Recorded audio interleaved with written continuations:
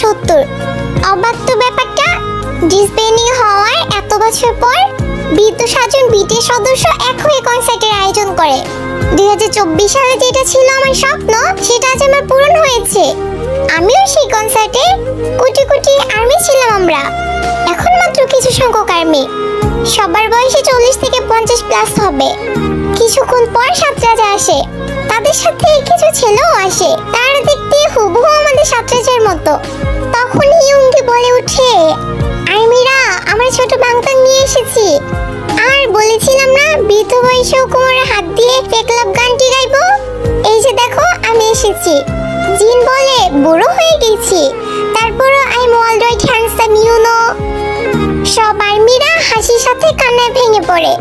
আমাদের ম্যাকমিলান বলে উঠে, তোমরা কান্না করো না, আমাদের কষ্ট হয়, ভালোবাসি তোমাদের অনেক। তাই তো দেখো এই বয়সে আমরা আবার এসেছি। জি হোপ বলে, I am your hope, you are my hope, I am J Hope. Namjoon বলে উঠে, ভালোবাসি আমি তোমাদের অনেক। থ্যাঙ্কস এত বছর পর আমাদের মনে রাখার জন্য। আমরা কোনোদিনও তোমাদের ভুলবো না, তোমাদের ভালোবেসে যাবো সারা জীবন। আর্মি এন্ড বিটিএস এর সম্পর্ক সারা জীবন থেকে যাবে, কখনোই এই বন্ধন ভাঙবে না। তারপর তারা একে একে অনেকগুলো গান গায়, সেই মনে করিয়ে দেয় পুরোনো দিনগুলোর কথা। এখন তাদের বিদায়ের পালা। কনসার্টের শেষের সময় সাতরাজা আমাদের কাছ থেকে বিদায় নিয়ে তাদের জীবন সঙ্গীদের কাছে চলে যায়। পিছন থেকে দেখছিলাম আর খুব হিংসা হচ্ছিল। আর মনে হচ্ছিল সাতরাজা শুধুই আমাদের, শুধুই আমাদের।